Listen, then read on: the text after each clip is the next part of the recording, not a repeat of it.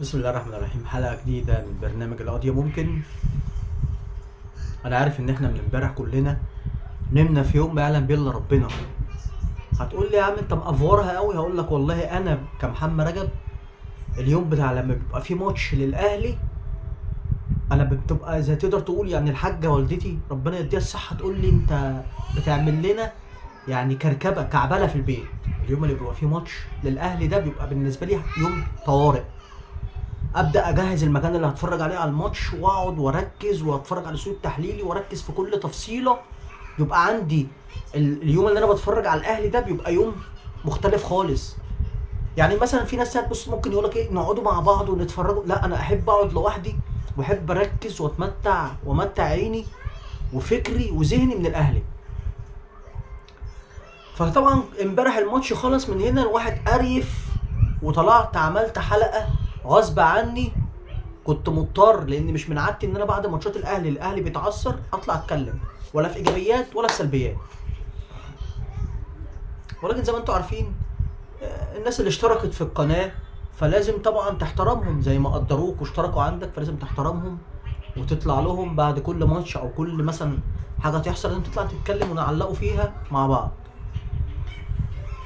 فامبارح انا نمت متعكنن بصراحه، يعني نمت مقريف حتى، يعني انا مش مزاجي مش متظبط، رحت الشغل مزاجي مش رايق. طبعا ناهيكوا عن تحفيل الزملكاويه اللي احنا هنتكلم فيه في الاخر. ريبيرو، في ناس من جماهير النادي الاهلي هم مش كتير، يعني كام واحد كده قال لك لا ده المدرب ده كويس بس الفرقه يتعود عليها او اللعيبه تتعود عليه ويبدا ينفذ فكره وخططه هيبقى حاجه تانية. انا بقى انا كمحمد رجب من اول يوم ريبيرو ده جه وانا اصلا ما كنتش مقتنع بيه. هتقول لي يا عم حكمت عليه ازاي؟ هقول لك حكمت عليه من السي في بتاعه. الراجل ده درب ناشئين، ويمكن الفرقه الوحيده اللي معروفه كانت اورلاندو بايرتس. ما هو احنا مش سذج للدرجه ان انا اروح اتعاقد معاه عشان كسبني ماتش في دوري الابطال، والماتش الاولاني تعادلنا معاه ما عرفناش نكسبه، فتعادلنا ماتش والماتش التاني كسبني فقام جاي راح متعاقد معاه. هو اكيد احنا اكبر من يعني كاداره وتخطيط عندنا في الاهلي اكبر من ان احنا نعمل حركه زي دي ونروح نجيب مدرب عشان بس لعب قدامنا ماتشين كويسين. سمعنا مارك لوزا، اسماء كبيره في عالم التدريب منهم مارك روزا، فقلت بس الدنيا هتزهزه. ده الخطيب شكله كده وقع له على حته من هنا ولا من هنا والدنيا معانا هتبشبش. اتفاجئ راح يجيب لي ريبيرو بحجه ان مارك روزا الراتب بتاعه عالي، وكان في مدرب تاني مش فاكر الماني باين او اسباني برضه تاني قال لك ده برضه الراتب بتاعه عالي. فاحنا رحنا نسترخص ونجيب مدرب ضيع علينا فرصه ذهبيه في كاس العالم. الله اعلم هتتكرر تاني ولا لا، بس خلينا ناخد الاحداث من اولها. الراجل ده اول ما جه زي ما قلت لكم انا مش مقتنع بيه، ما كانش عندي قناعه. دورت وراه اشوفه مسك فرق ايه، درب ايه، عمل ايه، سي في فاضي ما فيهوش حاجات تذكر، ما فيهوش حاجات الواحد يتكلم فيها. فالله غالب الاهلي اختاروا، نفسي افهم بس اختاروا على ايه. الراجل جه اول ماتش بتاع انتر ميامي وشفت الدربكه والكعبله بتاعت ضربه الجزاء اللي تريزيجيه صمم انه يلعبها بالرغم ان في لعيبه قبليه. قلت بس الراجل ده كده شخصيته ضعيفه ومش هيقدر يسيطر على اوضه اللبس وعلى النجوم اللي في النادي الاهلي. طبعا قلت اكيد هيجيبوا ده يبقى هيرجعوا لنا الكابتن سيد عبد الحفيظ، اهو الدنيا تتسند شويه. مفيش، جاب لي الكابتن محمد يوسف مع الاحترام الكامل لمحمد يوسف، انا شايف انه ملوش اي دور. طبعا ناهيك بقى لعبنا كاس العالم اول ماتش تعادلنا والراجل وصلنا للجون، هنعمل ايه؟ واحنا يمكن مش هنحكم بقى في كاس العالم. كاس العالم بتلعب فرق مفتوحه، يعني ما بتقفلش ما بتعملش تكتلات دفاعيه. طبعا انتوا هتشوفوا المدرب ده ممكن يظهر بمظهر كويس، وافتكروا كلامي، قدام بيراميدز قدام الزمالك الفرق اللي هي ايه ما بتركنش الاتوبيس ورا هتبدا تلاقيه بيلاعبهم. لكن الفرق اللي بتركن ورا زي ما انتوا شفتوا ماتش امبارح بتاع غزل المحله. المهم خلصنا كاس العالم، نزلنا قعدنا فتره اجازه، بعد كده لعبنا في الدوري. لعبنا 7 ماتشات وديه، وكان لعبنا في الدوري اول ماتش تعادلنا. فالراجل ده اصلا انت بقالك قد ايه مع النادي الاهلي؟ ما تقوليش اصل ما عرفتش امكانيات اللعيبه، دي تبقى كارثه. لو انت بقالك شهرين 3 معانا ولسه ما عرفتش او ما حطيتش ايدك على التشكيله الاساسيه، مين ال 11 اللي يبداوا ومين يبقى دكه او رابحه تبدل الناس دي، تبقى انت كده عندك كمدرب عندك مشكله. فانت جيت في ماتش امبارح، واحد صاحبي بقول له ده المفروض ان هو يكون عارف الدوري المصري، حد من الجهاز اللي معاه يكلمه يفهمه، يقول له نظام الدوري المصري 1 2 3 4. قال لي لا احنا مش هنتكلم في كل ده، احنا هنتكلم في حاجه واحده، انت داخل تلاعب غزل المحله، بقالك 10 ايام بتجهز للماتش، 10 ايام بتجهز للماتش. جميل. قدامك فرقه لعبت 3 جولات 3 ماتشات ولا جابت اهداف ولا دخل فيها اهداف، يبقى معنى كده ان الفرقه دي بتدافع ورخمه في الدفاع. يبقى انت تعمل حسابك بدل العك اللي احنا شفناه امبارح. عنده ايجابيات، لا عنده ايجابيات عشان برضه ما نظلمهوش ونقول بما يرضي الله، عنده ايجابيات، ولكن سلبياته اكتر. سلبياته من ضمنها امبارح في بدايه الماتش عمل تشكيله عجيبه. تريزيجيه اصلا مش في الفورمه، فانت المفروض بتحاول ترجعه مش بتخلص عليه. لعبتهولي يمين، هو المفروض بيلعب شمال. عشان تلعب اشرف بن شرقي مفيش مشكله، يبقى كنت تجيب تريزيجيه نص ملعب وتلاعب زيزو في حتته وينج يمين. خلاص يا عم لعبت بزيزو في قلب الملعب، يبقى تريزيجيه ما يلعبش يمين، خليه بقى في الشوط الثاني وتنزل بقى حسين الشحات، تنزل طاهر اللي انت نزلته لي بعد كده. في 100 طريقه ممكن تعملها، لكن انك تلعب لي تريزيجيه ناحيه اليمين هي اصلا مش مكانه، وهو اصلا يعني مش جاهز، فتقوم جاي انت ملعبه في حته اصلا مش بتاعته. طبعا بن رمضان اخد انذار فاضطر ان هو يطلعه عشان ما ياخدش طرد عشان ماتش بيراميدز الماتش الجاي. يعني انت بتطلع اصلا الناس اللي ممكن تعمل لك الفارق عشان تنزل لي حسين الشحات وتنزل لي طاهر، اللي انا من وجهة نظري انا شخصيا، انا الكلام اللي بتكلمه ده انا عن نفسي، انا عن دماغي، انا عن اللي انا شفته او اللي انا عايشه مع النادي الاهلي. حسين الشحات، طاهر، قفشه، الناس دي مش هتعمل حاجه، خلاص الناس دي انتهت، الناس دي انتهت معاك. طاهر احنا ساكتين عليه ليه كل ده؟ يعني ايه اللي طاهر بيعمله للنادي الاهلي يخلينا ان احنا نسكت عليه او نصبر عليه؟ يعني وينج ملوش علاقه بالونجات، يعني انت ولا بيعرف يعدي 1 على 1 ولا حتى بيبازي عدل، حتى الباصه اللي باصاها امبارح ولا الباصتين باصاهم غلط. ايوه انت منزله، ايه وجه الاستفاده اللي انا نزلت طاهر عشانها؟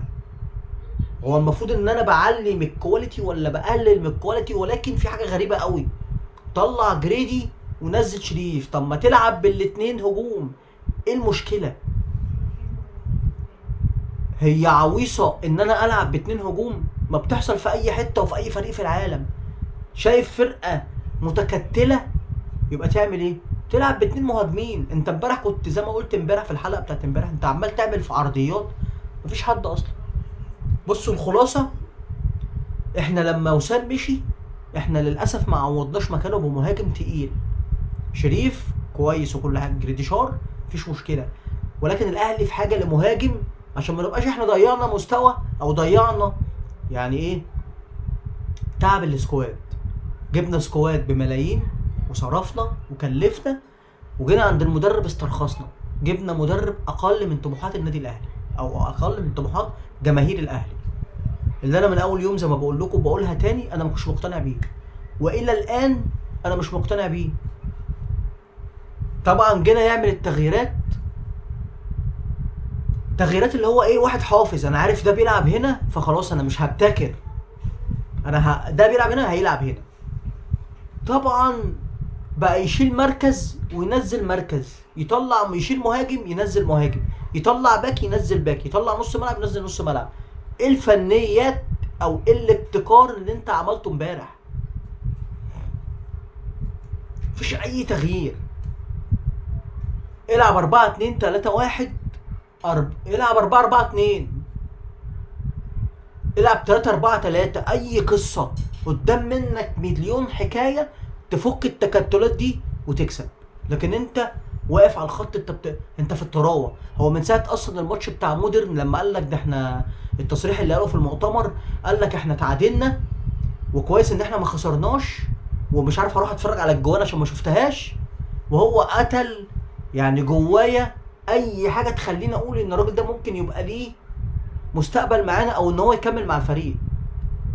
انت متخيل؟ فانت دمرت انت خلاص قفلت، انت قطعت كل حاجه اصلا.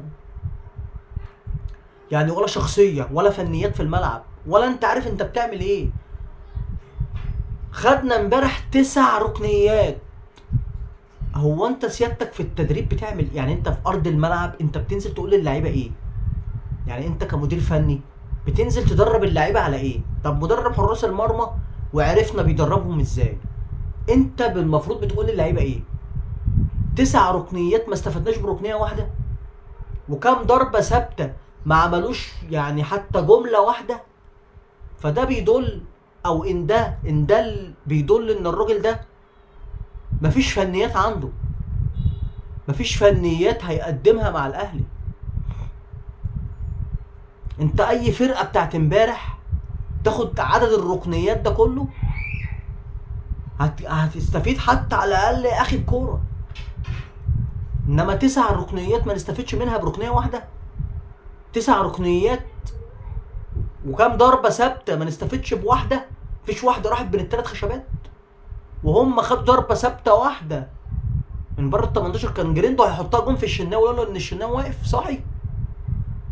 فده المدرب مش معانا اصلا، مش على ارض الواقع. الراجل ده زي ما والله العظيم زي ما اتكلمنا، الراجل ده قام من النوم لقى نفسه وصوره بتنزل على المجلات في امريكا وهيدرب نادي زي النادي الاهلي في كاس العالم، والهيلمان اللي كان معمول والضجه الاعلاميه اللي كانت معموله على النادي الاهلي، ولقى نفسه بيتصور مع رئيس الفيفا ولا رئيس الاتحاد الاوروبي ولا مش عارف رئيس مين. فقال لك لا، دي الدنيا الشغله كده. ده مش بعيد يكون لحد دلوقتي لسه بيحلم. هو اللي انا فيه ده حلم ولا حقيقه؟ النادي الاهلي اكبر منه. احنا كنا عايزين مدرب يليق بالنادي الاهلي، بالسكواد اللي معانا والناس اللي معانا دي كلها. كنا محتاجين مدرب تقيل، مدرب قوي يقدر يشيل الاهلي. فانا من وجهة نظري لا، ده الراجل ده ما هو مش لازم اخسر الدوري، ولا لازم اخسر دوري الابطال، ولا لازم اطلع مش عارفه ايه، ولا لازم اخسر ايه وتحصل نصايب عشان امشيه. ده من اولها. طبعا هو عشان توجه له الشكر هيقول لك في شرط جزائي قد كده وهندفعه والاهلي هيخسر. نخسر دلوقتي احسن ما نخسر بعد كده. ده بعد كده هتخسر فلوس وبطولات. انما انت دلوقتي لا، انت هتخسر فلوس والاهلي يقدر يدفع وعندنا ما يخلينا ندفع، بس هتكسب بطولات. انما انت فيما بعد هتخسر الاتنين، البطولات والفلوس. فده يتم التوجيه الشكر ليه. مش قد طموحاتنا ولا قد طموحات جماهيرنا. شكرا. يمسك عماد النحاس مدرب مؤقت لحد ما نشوف مدرب اجنبي يليق بالنادي الاهلي. واهم حاجتين السي في والشخصيه. السي في هيقول لك هنعرف بقى ده عنده خبرات ما عندهوش خبرات، الدنيا ماشيه معاه ازاي. وقوي الشخصيه عشان يقدر يسيطر على النجوم اللي عندك. وبيان تاني تعلنوا فيه رجوع كابتن سيد عبد الحفيظ لمكانه مدير كوره او مدير رياضي، وياخد جميع الصلاحيات. تم توجه الشكر لريبيرو. تجيبوا لنا مدرب سي في قوي، شخصيه قويه يليق بالنادي الاهلي وجماهيره ويقدر يسيطر على السكواد. في نفس البيان او بيان تاني انا مع يعني ايا كان اللي انتوا الطريقه اللي هتعلنوا بيها هنا الموضوع، ترجعوا الكابتن سيد عبد الحفيظ تاني لمكانه، مدير رياضي، مدير كوره، وزير الترفيه، اي قصه. سيد عبد الحفيظ يرجع تاني لمكانه عشان يقدر يسيطر على اوضه اللبس بتاعت النادي الاهلي والحاجات اللي بتحصل اللي احنا كناش بنشوفها قبل كده. حاجتين هيصححوا المسار بتاعنا. وزي ما قلت لكم بدل ما نخسر بطولات وفلوس بعد كده، لا نخسر فلوس دلوقتي عشان نكسب بطولات بعد كده. عماد النحاس انا متاكد مليون في الميه ان لو مسك مكان ريبيرو هيلعب ويأدي وهيعمل نتائج احسن من ريبيرو. وانتوا شفتوا الدوري اللي فات كان بين قاب قوسين او ادنى انه هيبعد عن النادي الاهلي، ثم بفضل الله يعني بفضل الله ثم كابتن عماد النحاس اخدنا الدوري وكنا بنكسب سكور وبنعمل ماتشات وما كانش معانا السكواد ده. فهو المدرب مش هيقدم لنا حاجه، انت معاه هتخسر كل حاجه. فاتمنى من اداره الاهلي، وانا عارف ان هو اكيد مش هيمشي دلوقتي يعني، بس انا كنت اتمنى ان هم في القريب العاجل يمشوه ويجيبوا مدير فني قوي. انما اللي احنا شفناه امبارح ده مدرب مش مذاكر الماتش ولا قاري ولا عارف هو بيعمل ايه اصلا. فرقه عامله تكتلات وهو واقف بيتفرج، هو مش عارف يعمل ايه، هو زيه زينا بيتفرج زينا، لعل وعسى حد من اللعيبه يجتهد ويخطف جون، لكن مفيش اي فنيات عملها. حتى في التغييرات بتاعته كانت باينه ان هو حافظ، ده بيلعب باك، ده بيلعب نص ملعب، ده بيلعب مهاجم، ده بيلعب مساك، هو حافظ. مفيش اي ابتكار، ما بيقدمش اي حاجه جديده. فاحنا نسكت عليه ليه؟ يا كابتن بيبو لو سمحت، عايزين مدرب تقيل يليق بالنادي الاهلي. احنا النادي الاهلي نادي كبير، الراجل ده اخره يمسك فرق في منتصف الجدول، هيقدر يتعامل معاها وهيقدر يعمل معاهم نتائج، انما ما يمسكش فريق بحجم النادي الاهلي. غلطه كلنا بنغلط، فاتمنى تصلحوا الغلط بتاعكم. انتوا اخطأتوا باختيار المدرب ده، يعني عملتوا كل حاجه كويسه، لعيبه كويسه وسكواد كويس وصرفنا وعملنا وسوينا واستعدينا، وجينا عند المدرب وايدينا اتقطعت. فاتمنى نجيب مدرب يليق بالنادي الاهلي، يكون يستحق ان هو يدرب فريق بحجم النادي الاهلي. غير كده هنبقى احنا لا مؤاخذه بنهزر وبنضحكوا على بعض.